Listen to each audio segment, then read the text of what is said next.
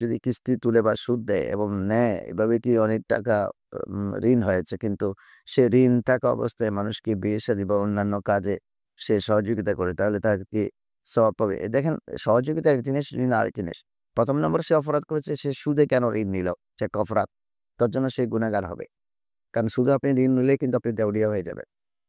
এটা আল্লাহ রাসূলের একেবারে মজাদার একটি অ্যা পরিকল্পনা। রাসূল পাক সাল্লাল্লাহু এইজন্যই মানুষকে বারংবার মানা করেছেন। সুদের ব্যাপারে ইসলামে যত কড়াকড়ি করেছেন, অন্য কোনো বিষয়ে এত কড়াকড়ি করেছেন বলে আমার মনে হয় না। শুধুমাত্র সুদের ব্যাপারেই বলেছেন যে, সুদ খায় সে যেন তার মায়ের সাথে ব্যভিচার করে। কত নিকৃষ্ট কথা বলেছেন। অর্থাৎ সেটা থেকে মানুষকে দূরে রাখবার জন্য তিনি। অর্থাৎ সুদে আপনি গেছেন, আপনি শেষ। কারণ আপনি এই কিস্তি, এক কিস্তি দেবার জন্য আরেকখান থেকে নেয়। মানুষ মনে করে যে কিস্তি নিলেই তো আমি অনেক টাকার মালিক হয়ে গেলাম। ৳৫০,০০০ আমরা পকেটে চলে আসলো। এই ৳৫০ আপনাকে সপ্তাহে, সপ্তাহে তাদের সুদ দিতে হচ্ছে, আসল দিতে হচ্ছে। সব মিলিয়ে আপনি কিন্তু দেউলিয়া। আপনি ঘুরে দাঁড়াবার কোনো সুযোগ নাই। কারণ এই সমস্ত এসএমই লোন দেওয়ার যেগুলো গড়ে তুলেছে গরিবকে শোষণ করার জন্য। কারণ তারা গরিব, আপনি তাদের ঋণ খেয়ে পালাতে পারবেন না। অথচ বড় লোকেরা হাজার কোটি টাকা মেরে দিচ্ছে ব্যাংক থেকে। তাদের ব্যাপারে কোনো ধরপাকড় নাই। ওরা লোন নিচ্ছে মেরে দেওয়ার জন্য। বড়লোক বড় লোকের ব্যাংক মেরে দিচ্ছে। এর জন্য অপরাধ না। আমরা গরিবরা কিন্তু ৳১০ মেরে খাওয়ার কোনো সুযোগ নাই। এজন্য ১ম নম্বর কথা হলো সে সুদে কোনো কিছুতে সম্পৃক্ত হবে না। এরপর আপনি বলেছেন সেদিকে ঋণ পাবে মানুষ, সুদে ব্যাংক থেকে টাকা নিয়েছে, ব্যাংক টাকা পাবে, বিভিন্ন এনজিও টাকা পাবে। এরপরে সে মানুষের বিয়ে-শাদীতে দান করে।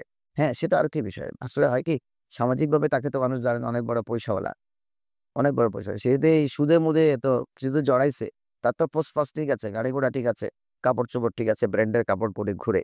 কিন্তু এক্ষেত্রে কিন্তু মানুষ হয়তো তার কাছে আসে। তখন যথাসম্ভব তিনি মানুষকে অ্যা দান করবেন। কারণ উনি যেন অল্প-স্বল্প দিয়ে বিদায় দেন। কারণ উনাকে টার্গেট রাখতে হবে, আমাকে ঋণমুক্ত হতে হবে। যদি একবার কেউ জড়িয়ে যায় এই কাজে, তখন তাকে দ্রুত ওখান থেকে বেরোবার চেষ্টা করতে হবে। বেরিয়ে গিয়ে তাকে শপথ করতে হবে, আমি এ পথে আর যাব না। সেজন্য কিছুটা আপনি বলেছেন বিয়ে-শাদীতে দান করে। এদিকে দান করতেছে, এদিকে দেউলিয়া হয়ে যাচ্ছি। কিছুদিন পরে তো আর আমাকে খুঁজে পাওয়া যাবে না। ওরকম অনেক লোক কিন্তু দেশ ছেড়ে পালিয়েছে। অনেক লোক বাড়িঘর ছেড়ে চলে গেছে। চট্টগ্রামের বাড়ি, টাকা পয়সা নিয়ে চলে গেছে। বাচ্চা-কাচ্চা নিয়ে মানুষের পাওনাদারের পাওনার ভয়ে। এই যে আপনি পাওনাদারের পাওনা পেয়ে রাত্রে গভীরে বাসা ছেড়ে পালিয়ে গেলেন। কিন্তু আপনার তো কোনো শেষ রক্ষা হবে না। আপনি তো আস্তে আস্তে আরো গরিব হয়ে যাবেন। ঢাকায় টিকে থাকতে পারবেন না আপনি।